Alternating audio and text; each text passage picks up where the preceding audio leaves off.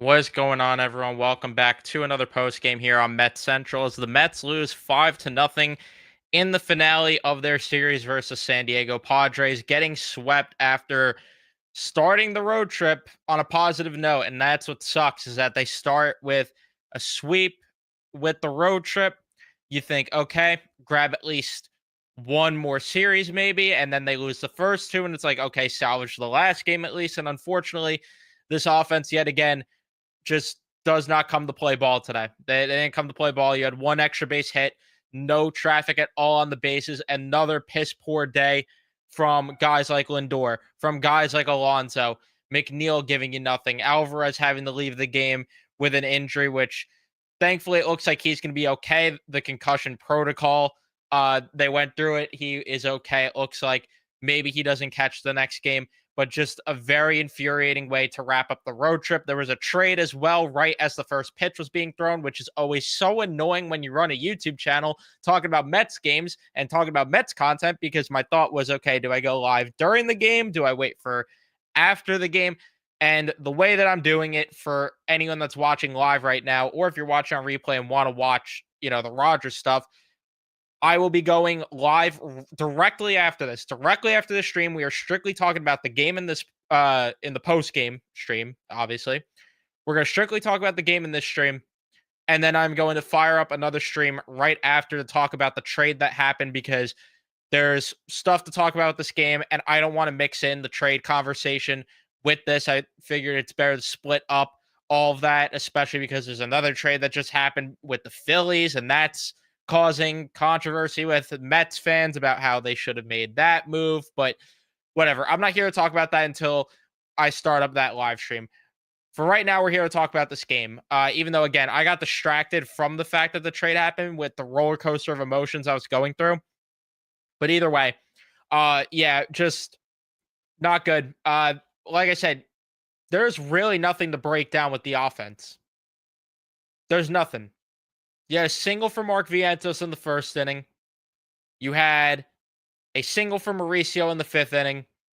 And then in the ninth inning, you get Brandon Nimmo to get an extra base hit. Your first one since the first game of that series?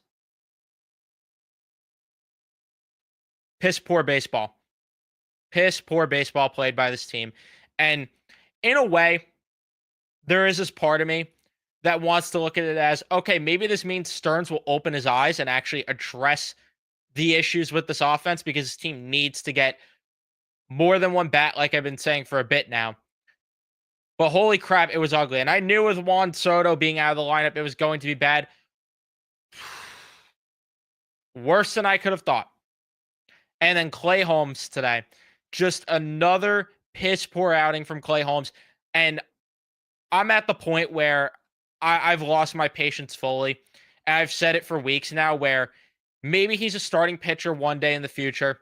Maybe next year you could try to ramp him up again to be a starter. But I'm so over the Clay Holmes starting pitching thing.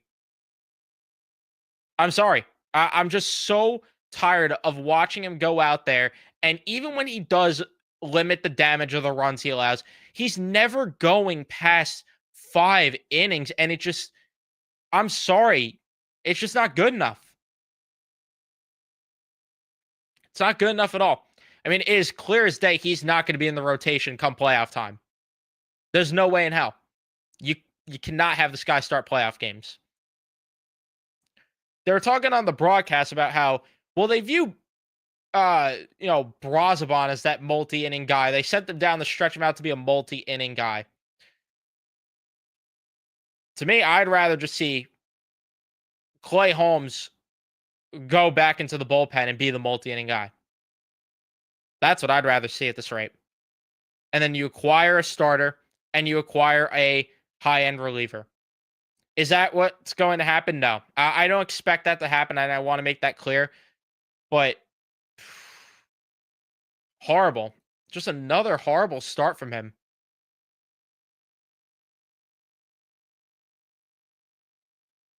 And I know you look at just 2 earned runs, and in the bottom of the first, I'm like, oh, you know what? Credit to him for working out of the gym, and then negates that in the bottom of the second by doing the same exact thing, and then allowing that home run to Gavin Sheets because Lindor makes that error. And that was your ball game there. I mean, there was no coming back. Enrico Garcia allows his first run. So he's not going to be here though. Beyond the trade deadline, there's no way he is. So that was probably his last appearance as a Met.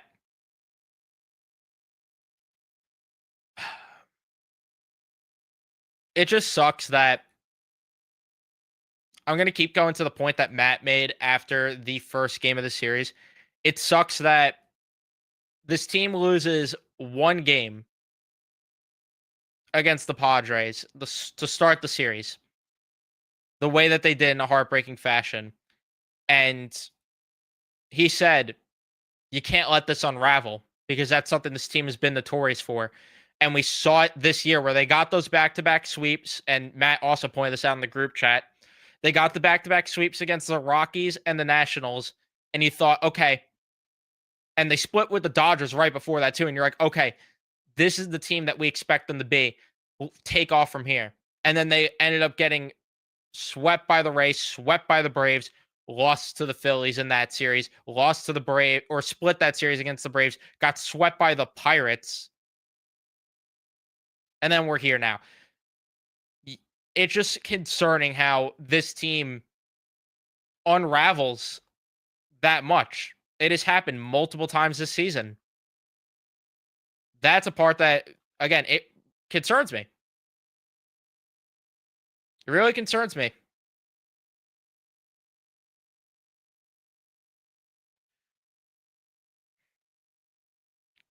And I don't know what it is. Really don't know what it is. But, I mean, when you show up to the ballpark and give you nothing offensively, just pathetic. Absolutely pathetic. But all I know is that David Stearns has his work cut out for him. Within less than 24 hours now is the trade deadline. And, it's put up or shut up time, which, again, I'm going to talk more about the trade, but you got to get aggressive because look at what happened today with this offense. You need secondary support with this offense when these top guys aren't showing up. And the top guys need to start showing up. It's getting to the point where it's inexcusable the way Lindor is playing baseball lately. It is inexcusable the way Pete Alonso is playing baseball as of lately. And it does not matter if you do. And here's the sad part. It doesn't matter if you go out there and make all these moves if the guys that are here are not going to step up. And it starts with those top guys that need to get their shit together. It's been way too long now. I'm sorry, but a couple of games against the Angels and like 2 games against the Giants where Lindor showed up. I'm sorry, that doesn't change the fact that these guys have been inconsistent. Just pulling up the game logs right now from them as of lately. Pete Alonso, over his last 30 games, sub 200 average, a 268 on base percentage, 333 slugging. You do the math on that for his OPS, but I could tell you right now, not good enough. 4 home runs in there. For a guy that started the year looking like he was on an MVP campaign, his average has plummeted to 259. His OPS has plummeted to 842. You want your contract? Step up. Francisco Lindor in his last 30. 181 average. 228 on base percentage. I want to vomit any 323 slugging. Again, do the math on that. Inexcusable from these guys. They have to step up at some point. And I don't know when it's going to change because 30 games and you're still getting piss poor production from these guys. Come on.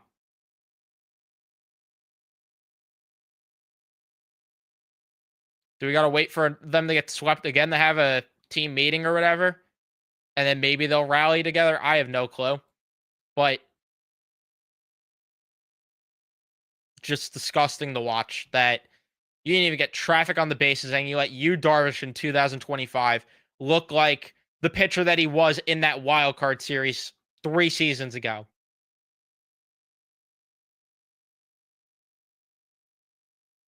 Darvish has been getting lit up all year long,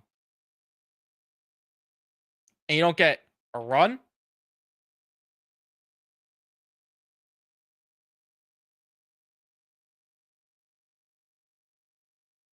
That's disgusting. I mean, forget a run. Like I said, you don't get traffic on the bases.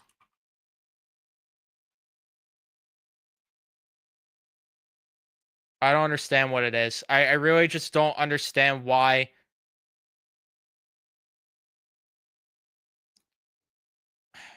this team unravels the way they do. And I mean, the hitting coaches thing. I know, I know. We're 109 games in. I get it, and I'm tired of beating that drum. It definitely plays a factor, but something's got to give for these guys.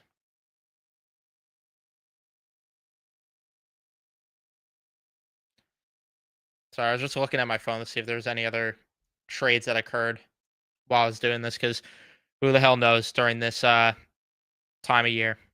Who knows? But yeah, just again, not even a lot to break down with this game because it was so dreadful. And the fact, I mean, this game went by quick. That's the only good part about it, is that it went by pretty quickly because there was literally nothing going on. I mean, the fact that Reed Garrett had to come in as early as he did, that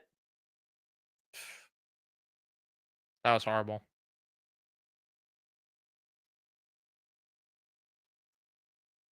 But either way, I'm gonna end the post game stream here, just because there is a trade to talk about, and I'm gonna fire up a stream for that. So everyone refresh. I will be back live in 5 to 10 minutes. We could talk about the game that just occurred. We could talk about the trade, mostly talk about the trade.